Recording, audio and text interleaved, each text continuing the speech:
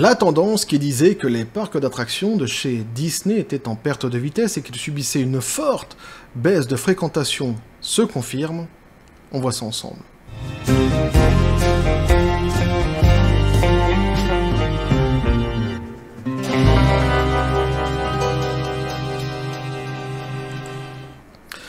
Et toutes les dernières nouvelles, en tous les cas sur un plan économique concernant Disney, furent mauvaises, et bien celle-ci ne fera pas exception, petit café les copains. Et oui, puisqu'on parle quand même de ces fameux parcs d'attractions, dont nous chantaient les louanges et les vertus, dernièrement Bob Iger, l'ami Bobby pour les intimes, le PDG de chez Disney, qui nous expliquait lors de la diffusion trimestrielle des chiffres de Disney, eh bien que c'était la locomotive justement de l'entreprise, locomotive sur laquelle il comptait s'appuyer dans le futur pour essayer de faire revenir le plus d'argent possible dans les caisses de la maison Grandes Oreilles. Alors c'était avant qu'il sorte son fameux plan marketing, plan génial, révolutionnaire, qui consiste tout simplement à augmenter les prix partout, dans les parcs, des parcs et dans les parcs d'ailleurs, et donc à l'époque, souvenez-vous, dans les déclarations qu'il avait faites, il nous expliquait que c'était un super plan, que ça devrait normalement marcher du tonnerre. Eh bien, aujourd'hui, on peut enfin récolter les fruits de ce fameux plan génial, et se rendre compte qu'en réalité, ce sont plutôt des fruits pourris, que ça ne fonctionne pas du tout, que c'est un désastre, une catastrophe pour l'entreprise, puisque les parcs d'attractions sont de plus en plus vides, et surtout, et c'est là où c'est quand même le pire aux États-Unis, puisque c'est quand même là-bas qu'ils espèrent faire le plus d'argent, évidemment. Donc c'est catastrophique pour l'entreprise, comme je disais, et la chute continue pour Disney. On verra d'ailleurs à côté un autre article qui nous parle cette fois-ci de la France, un petit peu, de temps en temps. Disneyland Paris, il se passe aussi des choses là-bas, et là-bas aussi les consommateurs sont assez chafouins, l'ambiance n'est pas à la lambada, si tu veux tout savoir. On verra ça justement après. Et donc on nous dit ici, voici donc la manifestation parfaite de la phrase woke égale broke. Les parcs de Disney les parcs de Disney se vident, des milliards de personnes visitent les parcs Walt Disney chaque année, cependant cela ne semble pas être le cas cette année, comme le rapporte Jem Brown, détenteur d'un laissez-passer annuel de célébration en Floride. Brown a récemment déclaré au journal qu'elle avait visité les 4 parcs à thème de Walt Disney World au cours de la semaine du 4 juillet, donc une semaine très importante aux États-Unis. C'est le 4 juillet, le jour de l'indépendance là-bas, évidemment. Et donc elle nous dit « Je n'arrivais pas à croire à quel point il y avait si peu de monde ».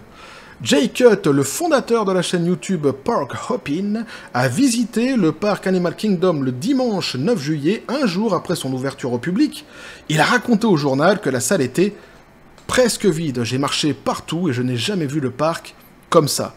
Les internautes n'ont pas tardé à réagir à la nouvelle du manque de visiteurs du parc. Sur Twitter, l'utilisateur CV Payne a émis l'hypothèse que la baisse de la fréquentation pourrait être le résultat des nouvelles politiques woke du parc. Eh oui, j'ai presque envie de dire, tu m'étonnes, c'est-à-dire qu'à un moment donné, ça va être compliqué quand même de continuer à se cacher derrière son petit doigt, puisque de toute façon, on peut constater qu'il y a un vrai désamour, tous les produits Disney actuellement sont boudés par les consommateurs et par le grand public, que ce soit les productions cinéma ou ici les parcs et les parcs d'attractions, et évidemment tout cela coïncide avec le virage politique et idéologique qu'a pris la marque ces dernières années. Pourquoi y a-t-il une pénurie de fréquentation dans les parcs Walt Disney? Les internautes citent diverses raisons.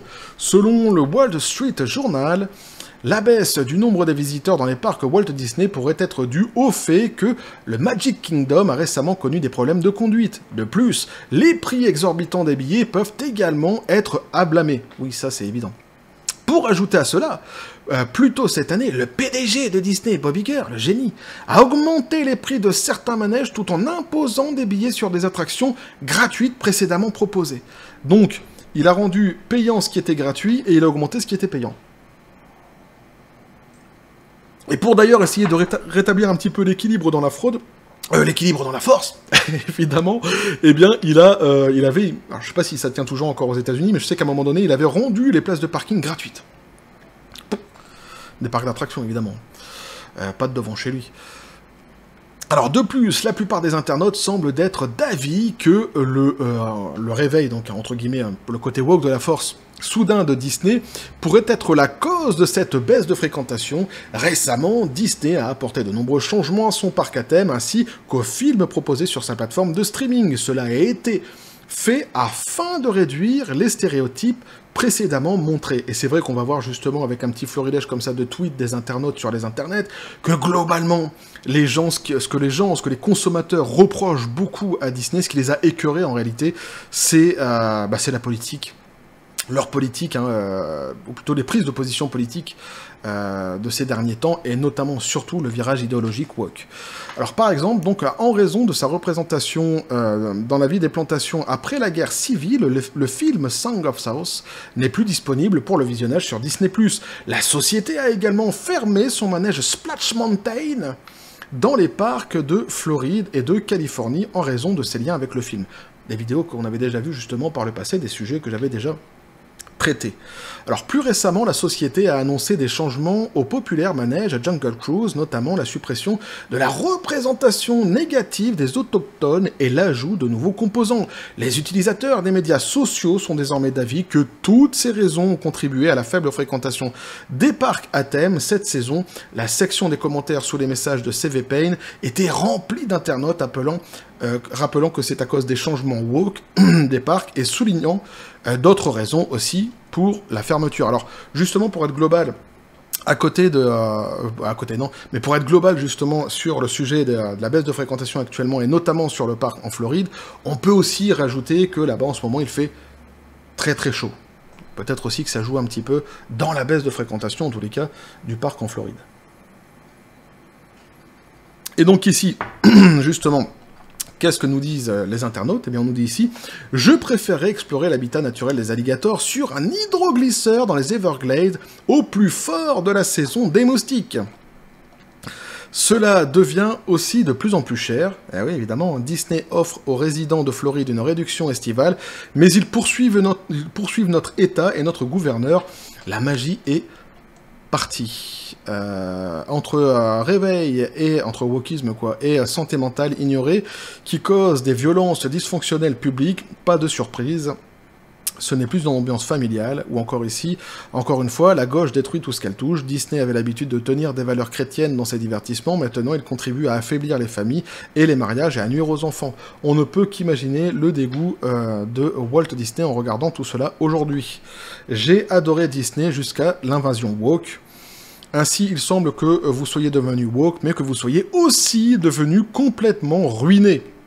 Voilà un petit peu pour la tendance, ce que peuvent penser globalement les... mais c'est vrai que de toute façon, quand on va sur les réseaux sociaux en règle générale, on voit la plupart du temps, les gens mettent en avant le fait justement de ce virage idéologique woke qu'a pris l'entreprise ces derniers temps. Il y a un vrai... ils sont écœurés en fait. Il y a une vraie... comment je pourrais dire un divorce. Ouais, il y a un divorce qui est en train de se constater entre les consommateurs et Disney. C'est quand même assez incroyable, c'est fou d'ailleurs, parce que c'est quand même à la base une marque de divertissement Disney. Qu'ils en soient arrivés là, c'est-à-dire que maintenant woke, ou plutôt Disney est synonyme de woke. C'est Disney woke, ou woke Disney. Donc ici on termine avec un petit message de DeSantis, puisque c'est celui qui en Floride mène la guerre frontalement justement contre Disney et leur idéologie, où lui il dit nous avons tenu tête à Disney, ce que DeSantis a dit à propos des parcs de Disney. Le politicien américain Ron DeSantis ne pense pas que la faible fréquentation des parcs ait quelque chose à voir avec le fait que les manèges furent retravaillés ou alors que les prix soient plus élevés. Le 10 juillet, il est apparu dans The Clay and Buck Show où il a déclaré « Eh bien, je vais vous dire, en tant que parents d'enfants de 6, 5 et 3 ans, ma femme et moi croyons vraiment que les parents devraient pouvoir envoyer leurs enfants à l'école et regarder des dessins animés sans avoir un agenda woke bousculé au fond de la gorge. C'est pourquoi nous avons tenu tête à Disney concernant nos droits des parents et notre projet de la loi sur l'éducation. Et je pense que cela a un impact sur la volonté des parents de vouloir emmener leurs enfants voir les parcs d'attractions de chez Disney. Il revient un petit peu en fait sur le sentiment global de toute façon des gens en règle générale, qui est de dire, au-delà des prix et du fait qu'ils aient refait certains manèges, c'est surtout réellement globalement en fait les choix politiques qu'ils ont fait par le passé qui ont fini par agacer réellement tout le monde en vrai. Donc on va terminer avec Paris. Que se passe-t-il exactement à Disneyland? Eh bien, les gens ne sont pas contents du tout non plus là-bas, et là-bas aussi, c'est à cause d'une augmentation des prix. Et donc on nous dit la déception des fans et des abonnés de Disneyland Paris, plus cher, jugé moins avantageux, le nouveau pass, les nouveaux passes ont déçu une partie des aficionados. Pour preuve, une pétition a été très vite mise en ligne et les commentaires furieux se sont très vite multipliés. Tous les fans sont choqués et ils osent entamer leur communication en disant « Nous avons écouté vos demandes », s'étrangle Jérôme, youtubeur spécialiste des parcs d'attractions et client du pass depuis ses 18 ans.